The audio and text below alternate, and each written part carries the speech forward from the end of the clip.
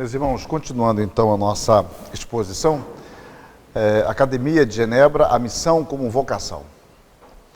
Calvino vai criar uma academia em 1559, uma academia em Genebra. Genebra é uma cidadezinha, 12 mil habitantes, chegou a ter 18 mil por causa dos refugiados, e essa academia vai ser muito importante no aspecto intelectual e no aspecto espiritual. A minha ênfase será mais espiritual.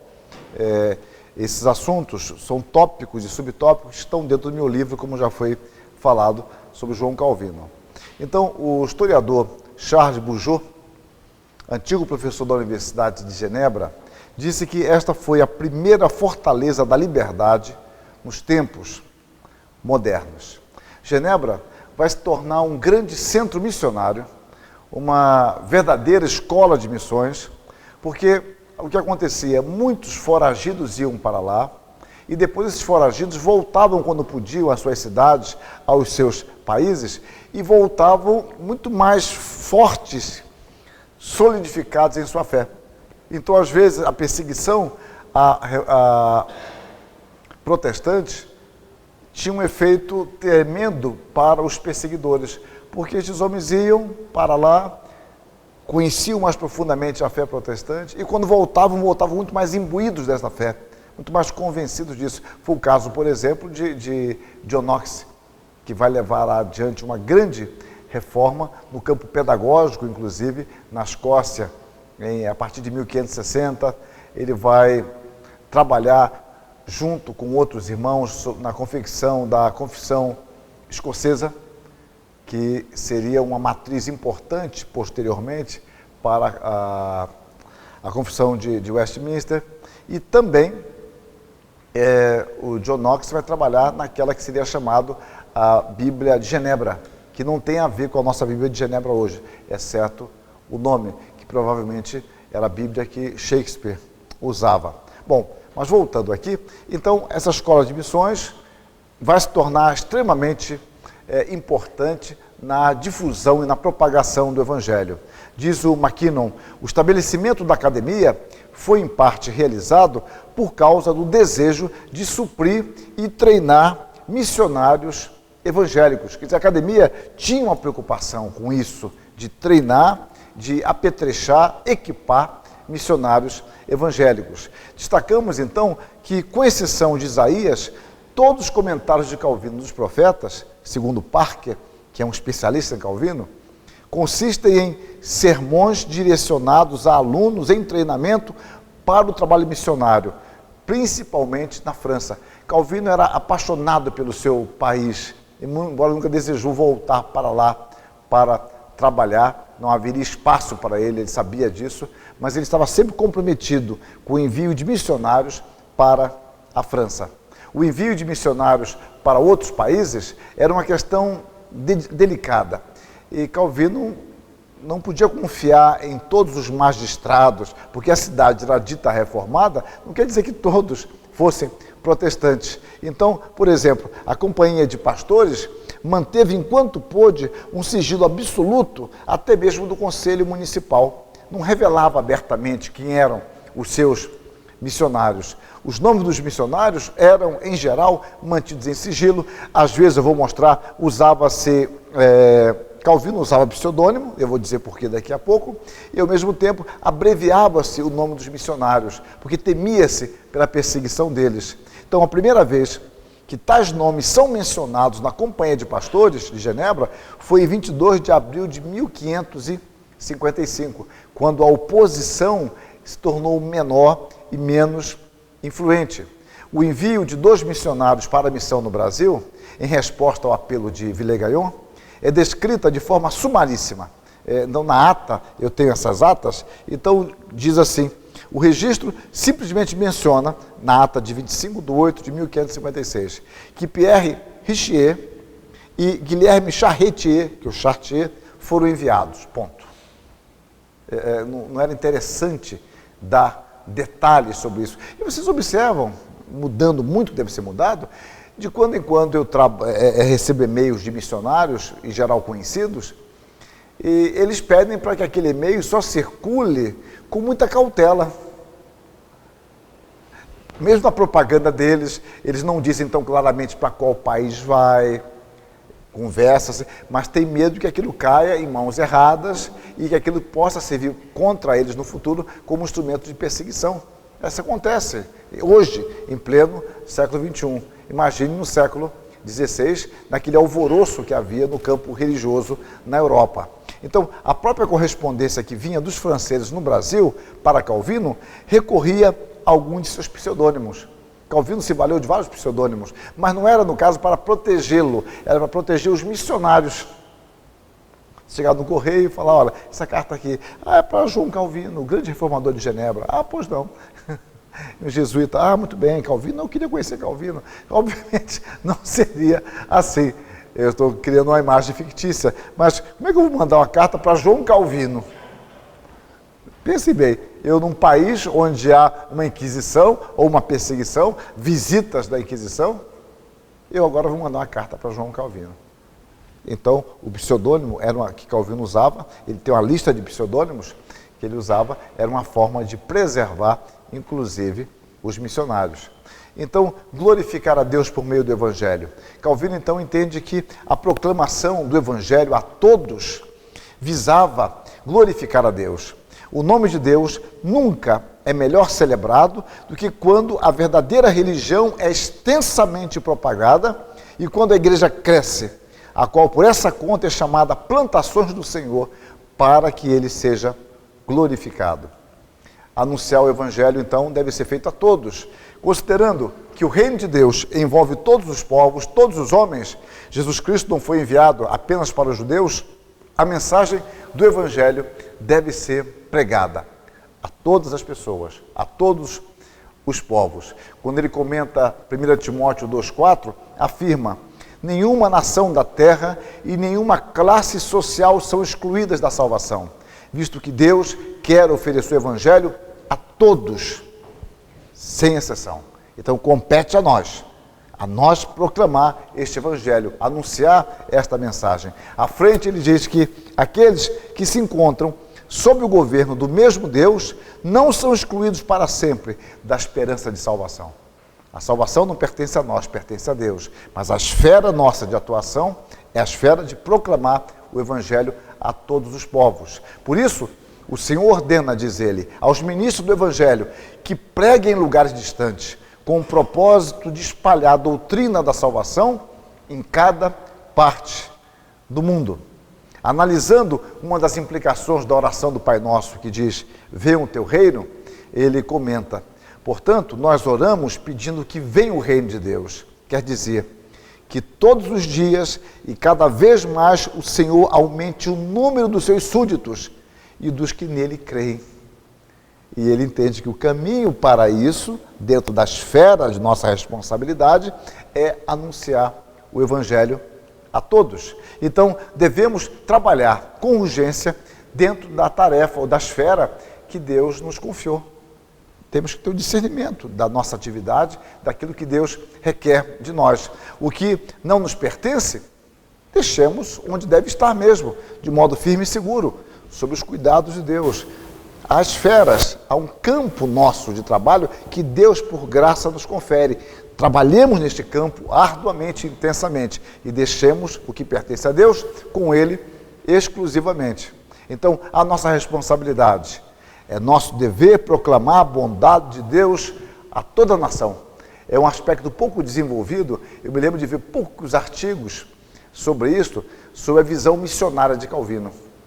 As implicações de sua visão missionária. É um assunto muito interessante de trabalhar, mas é um caminho que tem que ser percorrido e repercorrido, porque temos apenas pequenos artigos publicados aqui e acolá sobre este assunto. Então, agora digo eu que há sempre o perigo de nossa teologia se transformar em um cerceamento das Escrituras, como se pretendêssemos delimitar de forma policiada Deus, um velhinho caduco, que já não diz coisa com coisa, e por isso precisa ser atenuado em sua revelação, como se nós nos colocássemos sobre Deus, e agora, não, Deus disse isso, mas não é bem isso que ele quis dizer, foi um mau momento, como se a nossa teologia fosse um encarceramento da palavra, e não a nossa teologia se baseasse se fundamentasse na palavra, e daí que viria, como de fato vem, a sua beleza, a sua profundidade e a sua vitalidade. Calvino, quando comenta Gálatas 4, 26, ele diz: a igreja enche o mundo todo e é peregrina sobre a terra. Ela tem sua origem na graça celestial, pois os filhos de Deus nascem não da carne e do sangue, mas pelo poder do Espírito. Então, a igreja, a sua origem é celestial e ela é peregrina sobre a terra. Ela enche o mundo. E como ela enche o mundo? É porque ela está esparramada pelo mundo. E esse fato de estar esparramada pelo mundo envolve a pregação do Evangelho a todos os povos, a todas as nações, a todas as gentes. Ele continua: eis a razão porque a igreja é chamada mãe dos crentes. E, indubitavelmente, aquele que se recusa a ser filho da igreja, debalde deseja ter a Deus como seu pai. Pois é somente através do ministério da igreja que Deus gera filhos para si e os educa até que atravesse a adolescência e alcance a maturidade. Repare como a igreja é fundamental agora para que Deus chame os seus, Deus alimente os seus, para que eles atravessem a adolescência e cheguem à maturidade. Então ele está falando de missão evangelística e está falando também de educação cristã. A igreja é responsável por isso, para que os filhos gerados não permaneçam na infância, mas que atravessem a infância, a adolescência e cheguem à maturidade. Então, a eleição eterna de Deus inclui os fins e os meios. Os meios de Deus são infalíveis, porque Deus também o é. E o meio de Deus para nós é pregar o Evangelho, orar para que Deus abra os corações, para que Deus transforme vidas, para que Deus nos dê discernimento, que nos dê disposição, que nos dê sensibilidade, mas o poder de transformar está em Deus.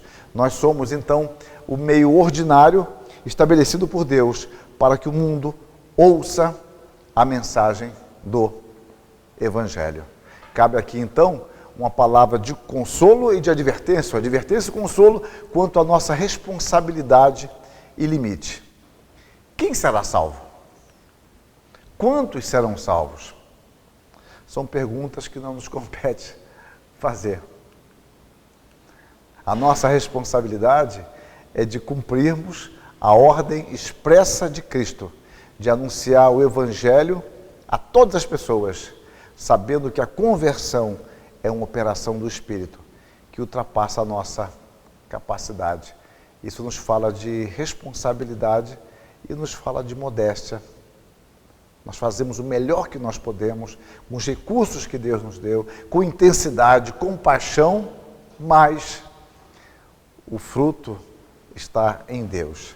Descansemos em Deus. E como trabalhar nessa dinâmica que, por vezes, é difícil para nós.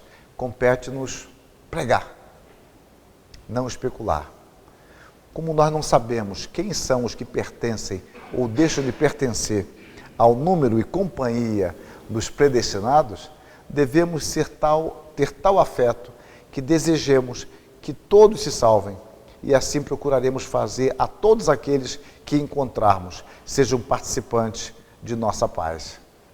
Quanto a nós concerne, deverá ser a todos aplicada a semelhança de um remédio, salutar e severa correção, para que não pereçam eles próprios ou a outros não percam.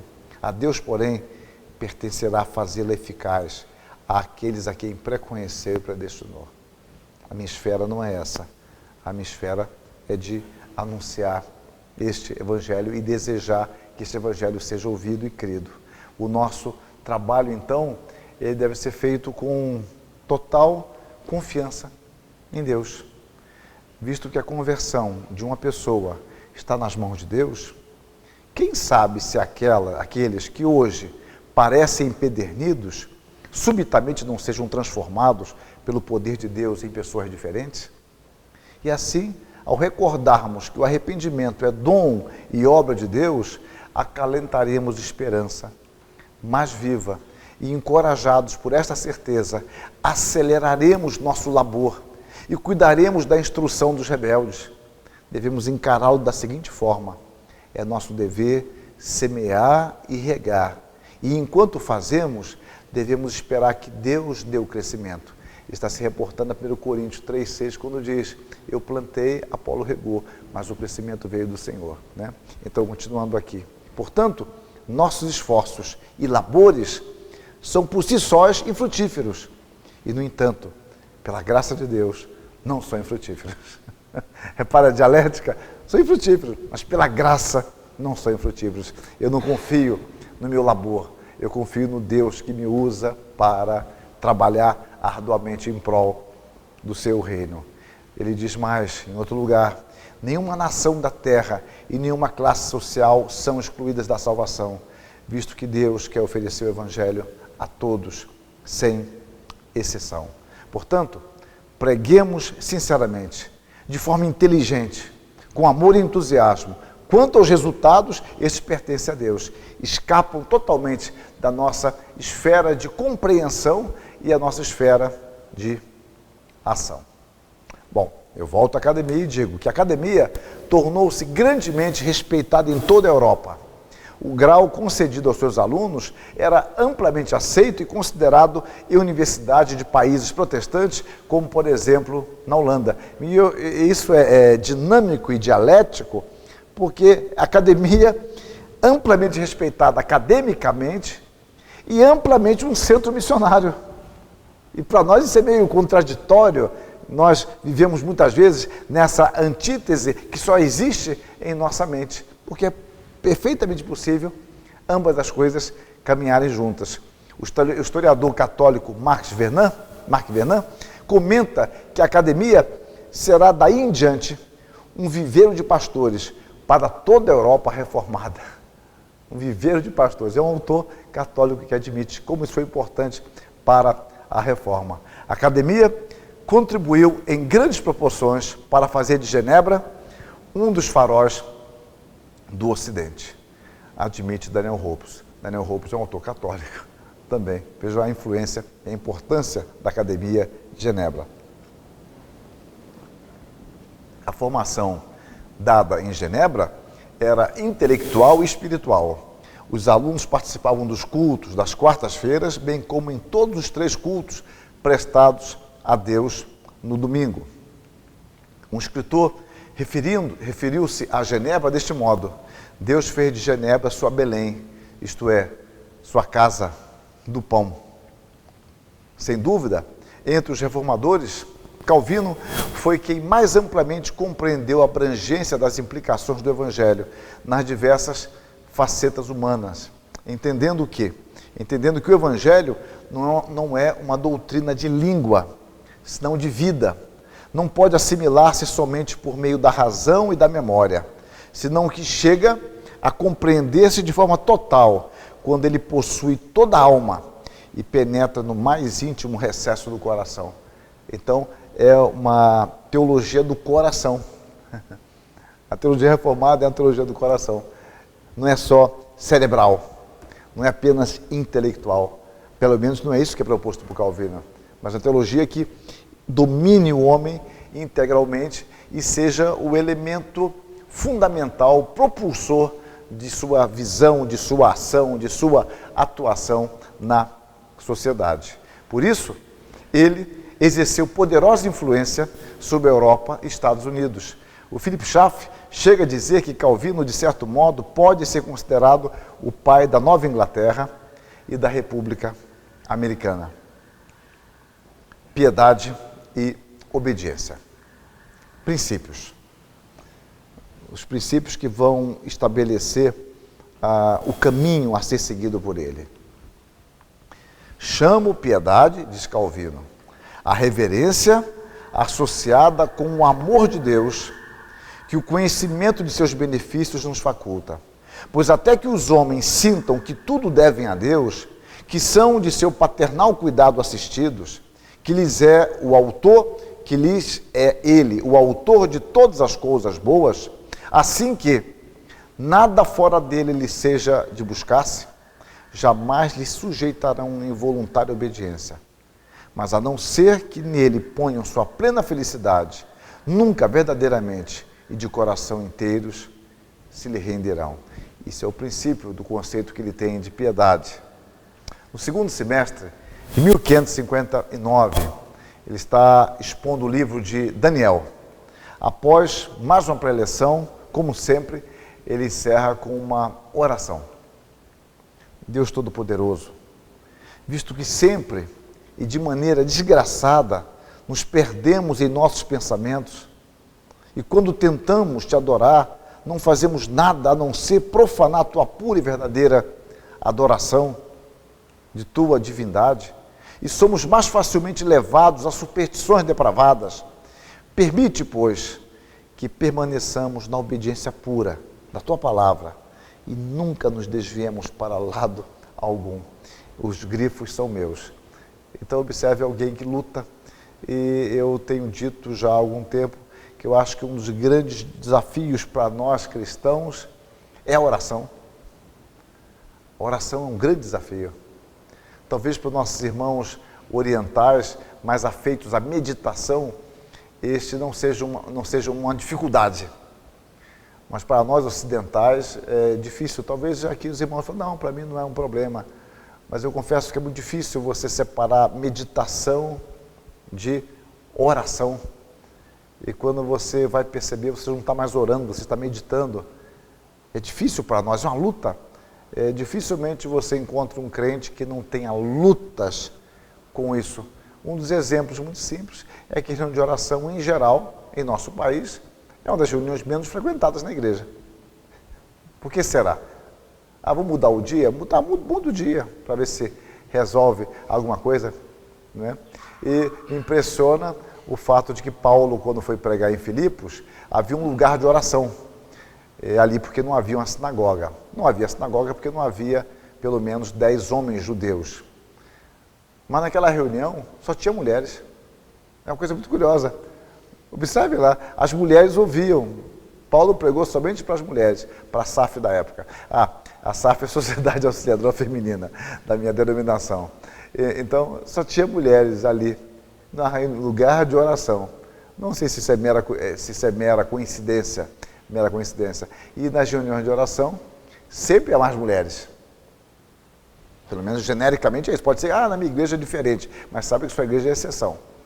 Mas em geral é isso. Desde menino que eu me entendo, desde que eu me entendo por gente, da minha infância, eu sempre vi senhoras na reunião de oração. Então aqui ele pede, permite, pois, que permaneçamos na obediência pura da tua palavra e nunca nos desviemos para lado algum. Mas ele admite as dificuldades dele, as lutas que ele travava.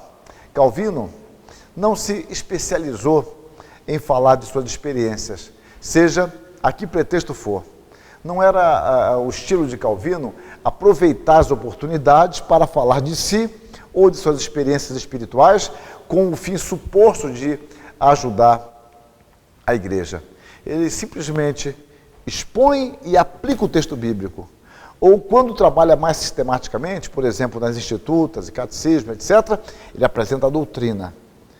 Calvino, de quando em quando, ele remete você para as institutas. Quando ele quer que você estude mais sistematicamente aquele assunto, ele não trata daquilo nos comentários, ele lança você nas institutas. E às vezes nas institutas ele lança você para os comentários para um estudo mais detalhado daquele texto, ou seja, vá no meu comentário especificamente. Ele faz isso de quando em quando, não é frequente, mas ele faz.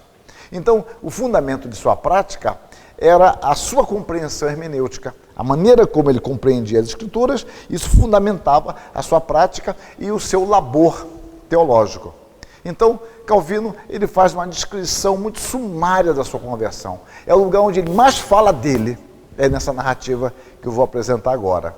Em 1557, quando ele está escrevendo o comentário de Salmos, ele disse, inicialmente, visto eu me achar tão obstinadamente devotado às superstições do papado, para que pudesse desvencilhar-me com facilidade de tão profundo abismo de lama, Deus, por um ato súbito de conversão, subjugou e trouxe minha mente a uma disposição suscetível, a qual era mais empedernida em tais matérias do que se poderia esperar de mim naquele primeiro período de minha vida. Essa súbita conversão é a expressão que ele usa para falar da sua transformação. Aqui é a descrição mais detalhada de Calvino sobre a sua conversão. Em nenhum momento, Calvino menciona um instrumento humano usado por Deus. Calvino, então, ele é o intérprete da Escritura.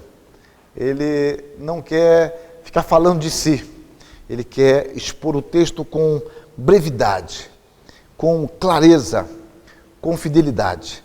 Ele diz, a luz da brevidade, ele fala isso aos Romanos, no comentário aos Romanos, constituía a peculiar virtude de um bom intérprete, visto que quase a única tarefa do intérprete é penetrar fundo na mente do escritor a quem deseja interpretar. O mesmo erra seu alvo, ou no mínimo ultrapassa seus limites, se leva seus leitores para além do significado original do autor. Esta questão seria muito discutida hoje na hermenêutica moderna. Para ele, a hermenêutica visa tentar compreender a mensagem primária do autor. Você pode fazer N aplicações hoje para a sua vida, mas qual era a mensagem primária? E isso eu descubro por meio do estudo da Escritura, sistemático da Escritura, pela exegese, pela teologia bíblica, pela comparação dos textos, e eu consigo entender o contexto, qual é aquela mensagem que Paulo, no caso, quis apresentar primariamente aos seus destinatários. Anos mais tarde, em 1546, escreveria: não aprecio as interpretações que são mais engenhosas do que sadias. Ele sustentava que competia ao intérprete entender o que o autor quis dizer e o seu propósito. Moisés Silva faz uma aplicação pertinente. O exemplo de Calvino precisa fazer-nos lembrar quais devem ser os nossos principais objetivos. É muito fácil nos impressionarmos com os problemas exegéticos ou com as necessidades devocionais que percebemos. Em ambos os casos, acabamos permitindo que a mensagem central e simples do texto tome uma posição secundária. Se, porém, tivermos em mente que não há motivo mais importante do que a edificação da igreja, sendo a base para isso o próprio ensinamento de Deus e não a nossa imaginação, nossos esforços permanecerão concentrados no significado histórico intencionado pelo autor bíblico. Reparem, que síntese magnífica da nossa responsabilidade, do nosso propósito, da nossa pressuposição, que é que Deus quer nos ensinar, quer nos edificar por meio da sua palavra. Então, para Calvino, a doutrina estava relacionada à nossa vida. A doutrina é a mãe pela qual Deus nos gera. Deus nos gera espiritualmente por meio da sua palavra, por meio do ensino desta palavra. Daí a sua afirmação. O Evangelho não é uma doutrina de língua, senão de vida. Não pode assimilar-se somente por meio da razão e da memória, senão que chega a compreender-se de forma total quando ele possui toda a alma e penetra no mais íntimo recesso do coração. Os cristãos, os grifos são meus, os cristãos deveriam detestar aqueles que têm o Evangelho em seus lábios, porém não em seus corações. É curioso isso, Calvino era um intelectual brilhante e ao mesmo tempo era um homem que diante das Escrituras ele abandonava isso para simplesmente dizer: eu quero entender a palavra e eu não entendo pelo meu intelecto, pela minha razão, pela minha sabedoria, eu entendo pela graça de Deus. E quando ele assim fazia, Deus se valia desta compreensão que Deus mesmo lhe havia dado, dos recursos que Deus lhe havia proporcionado para expor com clareza o texto bíblico. Diz ele em outro lugar: a mera doutrina geral é algo tépido e insatisfatório, e que cada um de nós deve utilizá-la particularmente para si, na persuasão de que pertencemos ao número dos filhos de Deus. O ensino, então, ele deve ser sempre proveitoso.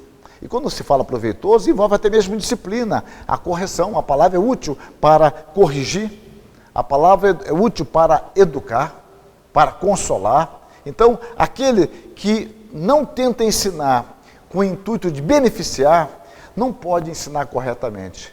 Por mais que faça boa apresentação, a doutrinação não será sã, a menos que cuide para que seja proveitosa aos seus ouvintes. Então, proveitosa aos seus ouvintes é trazendo o que os ouvintes necessitam, não necessariamente o que eles querem.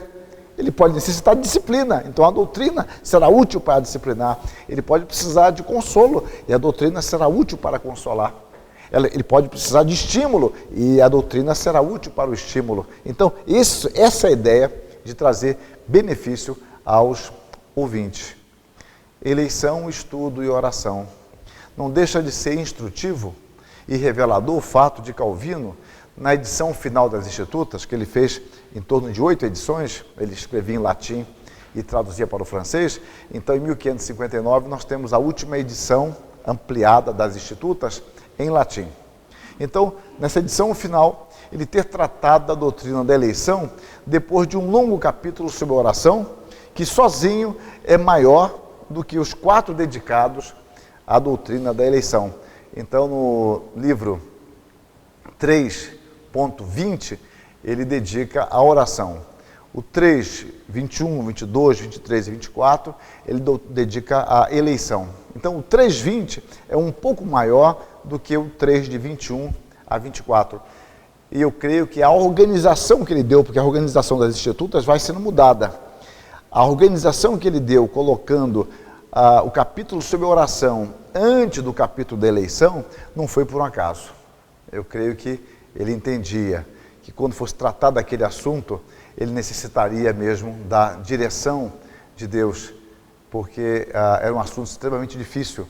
E eu digo no livro, não na minha palestra, que não é o meu alvo, que a preocupação de Calvino com essa doutrina não foi uma preocupação especulativa, foi uma preocupação pastoral, entender a realidade da igreja e porque muitos começam e não perseveram, e muitos parecem distantes da salvação e na realidade creem e são salvos. Foi a necessidade de entender isso para pastorear melhor o seu rebanho que ele foi estudar com mais afinco esta doutrina.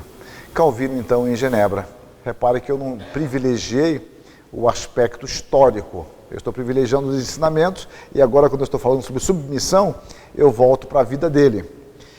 Calvino, ele passa por Genebra em 1536. Havia uma reforma feita em Genebra por Farel, como eu disse, meses antes, Genebra havia adotado oficialmente a reforma protestante. Calvino precisa passar por Genebra porque é uma guerra na estrada, e impedir a estrada dele continuar rumo a Estrasburgo.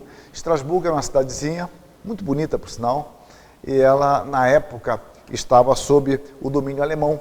E para lá fluíam muitos franceses, porque ela fica na divisa. Hoje ela pertence à França. Na época da Reforma pertencia à Alemanha. Então ele ia para lá, ele queria se dedicar ao estudo, ao ensino, tocar a sua vida. Calvino era bastante tranquilo e tímido.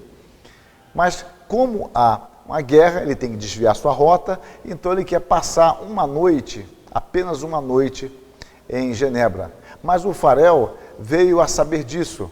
Parece que foi o amigo dele, o Tillet, que é meio fofoqueiro, mas é um fofoqueiro abençoado, esse foi, é exceção, mas esse foi. Ele conta para Farel que o Calvino, que já se tornara conhecido, porque já tinha editado as Institutas, estava em Genebra. Bom, então Farel foi lá, nessa hospedaria, onde estava Calvino, e quer convencê-lo a ficar em Genebra. E Calvino não quer ficar em Genebra, Calvino quer ir para Estrasburgo, dormir ali uma noite e ir embora. E Farel insiste com ele. E ele fala que não. Então Farel, com muita gentileza, com uma habilidade própria, fala que Deus amaldiçoe você, que você não tenha paz, que você não encontre sossego para a sua alma. Então Calvino quase que disse, quando é que eu começo? Então Calvino resolve ficar em Genebra.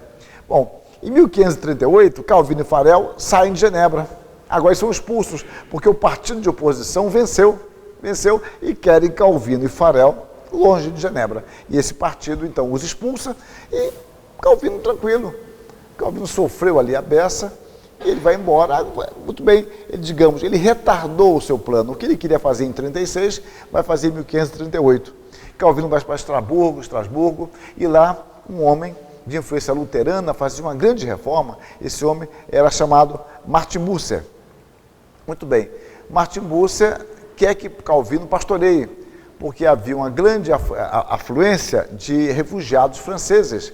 E até hoje essa igreja dos refugiados franceses está lá em Estrasburgo, não tem aparência específica de igreja e tem uma placa de bronze, creio eu que seja bronze aquilo, dedicada a Calvino e Brully. Calvino foi o primeiro pastor e o Brully foi o segundo pastor desses refugiados. E vai ser muito importante a estada de Calvino com esses refugiados franceses. Mas Calvino não quer pastoreá-los. Tá? Então, o Busser, com muito carinho, com muito amor, fala: você está igual Jonas, fugindo da sua vocação de Deus. Você é um fugitivo, não assume o seu chamado. E Calvino falou: quando é que eu começo? Então, Calvino agora vai ter que pastorear. É muito curioso isso, porque a gente tem aquela ideia de um herói, né, que ele sabe o que quer, Deus falou o coração dele. Não foi o caso de Calvino. Ele foi pressionado e aceitou. Então Calvino começa a pastorear os refugiados franceses e fica admirado com a fé daquelas pessoas, como eles iam cantando para o culto a Deus, homens que perderam seus bens, desterrados. E aquilo foi um período muito bom na vida de Calvino. Foi quando ele vai escrever o primeiro comentário dele da Bíblia, que é o comentário de Romanos. Ele vai escrever em 1539. Muito bem, a situação de Genebra muda. O outro partido vence. Genebra estava um caos. Genebra é uma cidade extremamente imoral. E agora querem que Calvino volte. 1540, tentativas para levar Calvino de volta. Escrevem cartas para Calvino e ele falou: nada, não vou voltar com coisa nenhuma. Ele não tinha nenhum interesse em voltar para Genebra. Ele estava muito bem, vejam só, é complicado isso. Ele está muito bem em Estrasburgo, desenvolvendo o seu ministério. Mas agora, o que eles fazem? Eles escrevem a Farel. Como Farel o convenceu a ficar a primeira vez em Genebra, quem sabe Farel o convence agora a voltar para Genebra. E Calvino não queria isso. Bom, em agosto de 1541, a letra está um pouco menor, já se decidira, mesmo desejando permanecer em Estrasburgo, ele voltaria a Genebra. É difícil isso, ele quer ficar, mas de alguma forma ele reconhece que Deus quer que ele volte, mas ele quer ficar. Parece que nem sempre Deus molda o nosso coração imediatamente, ou seja, eu tenho consciência de que Deus quer isso, eu vou fazer isso, mas meu coração não se inclinou para aquilo, mas eu vou fazer, mas meu coração não se inclinou. Então ele diz: mas quando eu me lembro que não pertenço a mim mesmo, ofereço meu coração apresentado como sacrifício ao Senhor. Daí o lema de Genebra, né? É uma carta que ele escreve a Farel. Eu ofereço meu coração a Deus. Eu não me pertenço. Mas é uma decisão extremamente difícil. Pregando em Genebra, mais tarde, 26 de fevereiro de 1554, diria: em primeiro lugar, temos de aprender a sujeitar nosso coração a ser obediente a Deus. Sujeitar o nosso coração a ser obediente a Deus. Há então sentimentos conflitantes. Em 1557, bem depois, 16 anos depois, contaria que regressou a Genebra com lágrimas, tristeza, ansiedade e abatimento. Contudo, ele tinha dentro de si um sentimento maior do que simplesmente fazer o que desejava. Então ele confessa, ele relembrando esse episódio, ele confessa: o bem-estar desta igreja, é verdade, era algo tão íntimo de meu coração que por sua causa não hesitaria a oferecer minha própria vida. Minha timidez, não obstante, sugeriu-me muitas razões para escusar-me, uma vez mais, de voluntariamente tomar sobre meus ombros um fardo tão pesado. Entretanto, finalmente, uma solene e conscienciosa consideração para com o meu dever prevaleceu e me fez consentir em voltar ao rebanho do qual fora separado. Então ele narra aqui o amor por Genebra, pela igreja de Genebra, mas o seu desconforto em voltar, porque ele não queria voltar, mas é convencido de que aquilo é a vontade de Deus. É algo difícil, né? Que você pensa: se eu fui convencido que é a vontade de Deus, então meu coração deseja. Não, eu não desejo, mas eu não tenho saída. Deus quer que eu faça isso. É uma confissão muito clara do drama que ele enfrentou. expondo o Salmo 18, ele diz: não há nada mais miserável do que uma pessoa em adversidade que entra em desespero por agir segundo o mero impulso de sua própria mente e não em obediência à vocação divina. A sua tarefa não foi fácil voltar para lá, não foi tranquila. Num comentário que ele escreveria mais tarde, em 1549, comentário de Tito, ele vai dedicar seus grandes amigos, Farel e Virré. Ele escreveu como que descrevendo a sua própria vivência em Genebra. A edificação de uma igreja não é uma tarefa tão fácil que se torne possível fazer com que tudo seja imediato e perfeitamente completado. Durante grande parte da vida de Calvino, ele encontrou oposição severa. Não era fácil assim. A influência de Calvino era uma influência moral e espiritual, não a influência de poder. Ele não tinha poder legislativo. Calvino nem cidadão genebrino era. Ele se tornou cidadão genebrino no final da vida. A força de estava no seu pastorado, na sua integridade. Não era uma força decisória, ele não tinha poderes decisórios, mas de influência sim, pela sua autoridade como pregador, como um homem íntegro, que se dedicava ao seu rebanho. Então, ele vai nos mostrar que o medo, por vezes, é uma oportunidade do exercício da esperança. A verdadeira prova de fé consiste nisto, que quando sentimos as solicitações do medo natural, podemos resisti-las, impedi-las de alcançarem uma indevida ascendência. Medo e esperança podem parecer sensações opostas e incompatíveis. Contudo, é provado pela observação que esta nunca domina completamente, a não ser quando exista aí alguma medida daquele. Num estado de tranquilidade mental, não há qualquer espaço para o exercício da esperança. E de fato, se você tem todos os recursos, está tudo em paz, eu vou esperar o quê? Eu tenho tudo. Em meio ao medo, à angústia, à insegurança, é que você é treinado, é impulsionado, é desafiado a exercer a sua esperança em Deus. Calvino permaneceria em Genebra até o fim de sua vida, 27 de maio de 1564. Despenseiros obedientes. Comentando a primeira carta aos Coríntios, quando Paulo fala sobre a sua responsabilidade como despenseiro de Deus, Calvino diz algo que certamente caracterizou bem a sua vida: a obediência a Deus. O Senhor espera que seus servos sejam solícitos e prazerosos em obedecê-lo, em demonstrar alegria, agindo sem qualquer hesitação. Resumindo, Paulo quer dizer que a única maneira para se fazer justiça à sua vocação seria desempenhando sua função com um coração voluntário e de forma solícita. E é difícil para ele escrever isto, porque ele sabe também, como humano que era, como é difícil ter um coração voluntário, já que os sentimentos são conflitantes por vezes, mas ele está expondo o que ele crê da palavra de Deus e ele luta com isso também, lutou com isso em mais de uma ocasião. A espiritualidade de Calvino. Então nós assim terminamos a nossa exposição, mostrando um homem como nós, com os seus desafios, com as suas lutas, com os seus temores, mas que nos ensina então a importância da teologia, da vida, do pastorado, da edificação da igreja, o seu compromisso em ser relevante para a igreja. E não há relevância para nós maior do que expor a palavra, porque nós seremos relevantes à medida em que formos submissos a Deus, obedientes ao chamado de Deus. Agradeço o convite de vocês, mais uma vez, pela atenção e pela paciência.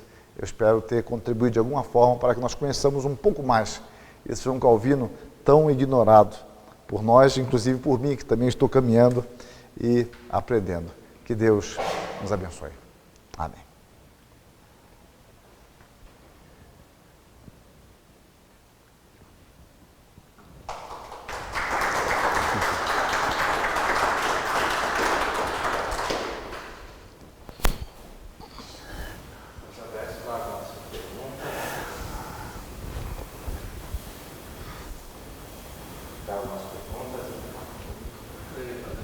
Ah, pois não. Nós estamos juntando talvez dois assuntos. Eles poderiam falar sobre o que estamos passando hoje na igreja, talvez mais em nossa denominação comum. Nós temos uma vertente que fala muito sobre uma espiritualidade, mas que nos parece que é uma espiritualidade um tanto quanto oca, desvencilhada daquilo que a Bíblia diz e da prática da Bíblia. E ao mesmo tempo temos uma outra vertente que fala muito sobre resultados, e uma vertente pragmática, que em resumo seria, eu diria que a igreja deve ser toda moldada e voltada para a pessoa que não conhece a Cristo, a pessoa fora da igreja, e que isto vai dar resultado. Ou poderíamos, de uma maneira, comparar tudo que o senhor falou a respeito de Calvino, que diz respeito à espiritualidade, muitas vezes também diz respeito à pregação da palavra, mas que espera os resultados que o Espírito Santo traz. Ou poderíamos comparar com essas duas vertentes que estamos encontrando hoje, de maneira específica na nossa denominação, mas talvez em outras denominações que estão aqui representadas também, se é que é possível fazer isso. Certo. Eu tenho comigo que o caminho mais prático para a vida cristã e para o fortalecimento da igreja é a obediência a Deus. Todas as vezes que nós queremos ser práticos na exclusão da palavra, nós não estamos sendo práticos, porque não há nada mais prático do que a doutrina, do que o que Deus nos ensina. Então, há sempre o perigo de nós querermos impor à Escritura compreensões nossas, que muitas vezes nos advêm pela nossa experiência, e é importante, nós temos dito isso, a nossa experiência, ela não serve de fundamento para a igreja. A experiência, quando muito, ela pode ilustrar a teologia. Então, é a teologia, no caso, partindo da palavra, que deve normatizar a minha experiência, não a experiência normatizar a minha teologia. Então, daí que nós temos que voltar sempre à Escritura para ver se há fundamento bíblico. E quando nós entramos no campo espiritualidade, sempre parece um caminho bastante fluido. Eu me lembro que há uns 5 anos atrás, eu participei de um congresso de administrador de empresas, e o único teólogo lá era eu. E a questão que está em moda, inclusive, era espiritualidade nas empresas. E foi muito interessante falar sobre isso, porque depois uma das preletoras veio conversar comigo e observando que a espiritualidade, inclusive ela era palestrante, proponente, na empresa partia simplesmente de coisas empíricas. E ela ficou admirada, minha exposição foi sobre a ética do trabalho em Calvino. E como isso tinha a ver com a valorização do ser humano, não apenas para bens imediatos, mas partindo de uma pressuposição que o homem é a imagem e semelhança de Deus. Isso tem a ver com a minha administração, inclusive de empresas, a minha visão de trabalho, de lucro, de ser bem-sucedido. E ela se admirou pelo fato de essa perspectiva de Calvino, que ela não conhecia, incluía uma forte fundamentação teórica. E ela falou, olha, isso, palavras dela para mim, olha, o senhor vai ver na minha palestra daqui a pouco que nós não temos fundamentação teórica nenhuma. E era um expert na área, e achei muito sincera, uma senhora católica, foi pró-reitora de uma universidade lá em Pernambuco, não sei se Recife especificamente. Então, a experiência, ela não serve de fundamento para nós. E quando fala, então, espiritualidade, parece algo bastante tênue, vago, até a ideia de místico. Então, o caminho para a igreja sempre é um reestudo da palavra. Quando alguns orientandos me procuram, eu oriento pouco o TGI, ou TCC, cada lugar chama de um jeito. Mas quando tem algum orientando assim, e ele vai falar sobre um tema qualquer, eu queria falar sobre vocação, outro dia, no semestre passado, alguém queria falar sobre evangelização, qual livro? Falei, comece com a Bíblia. Comece estudando Atos dos Apóstolos. Vamos estudar Atos dos Apóstolos, por exemplo. Vamos ver exegeticamente. As ideias vão surgir daí. E quando você começa a estudar as Escrituras, você vai observar coisas que não estão nos livros, necessariamente, não estão em tendências, mas ali é o caminho para nós sempre uma volta à Escritura Sagrada, porque a Escritura, ela nos previne de extremos. A Escritura é bastante equilibrada.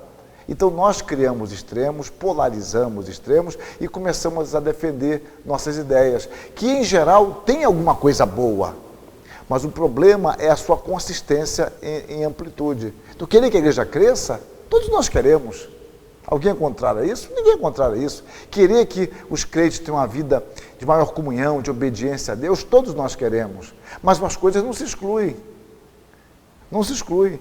Elas são harmônicas na palavra de Deus. E fora da palavra, nós tendemos a formar seres monstruosos. Como monstruosos? A beleza é uma questão de harmonia e proporções. E a palavra de Deus nos dá uma harmonia e proporções em todo o conjunto. Mas nós não, nós quando saímos da palavra, tendemos a nos fixar num ponto que tem elementos de verdade. Só que nós tornamos aquele ponto algo universalizante em detrimento de outro. Daí a ideia de desarmonia e a ideia de feiura, porque agora é alguém com um corpo muito pequeno, mas com uma orelha enorme. E a orelha é fundamental. Aquela orelha enorme seria muito importante se todo o corpo se harmonizasse com ela. Mas eu só consigo ver a orelha, ou eu só consigo ver a perna. E a nossa perspectiva tende a criar esses monstros com elementos de verdade, e aí é que é o perigo, porque nós perdemos de vista a amplitude. E quando nós voltamos a um dos princípios da reforma, que eu acho vital, é orar e labutar. Labutando à luz da palavra e orando pedindo discernimento a Deus. É isso, não é um caminho acabado, é um caminho que tem que ser sempre revisto, porque a gente foge, se encanta com ideias, e nós nos encantamos por vezes com nossas próprias ideias e teorias. E o nosso desafio sempre é uma volta à Escritura e um reestudo da Escritura, para que nós não incorramos em extremos generalizantes, ou místico, vazio, ou pragmático, sem fundamentação bíblica. É a minha modesta perspectiva.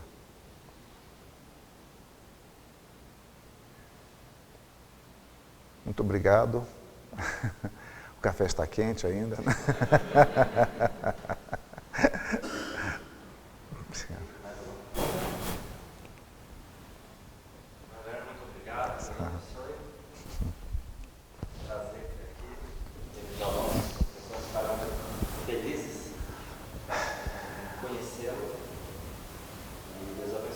Obrigado.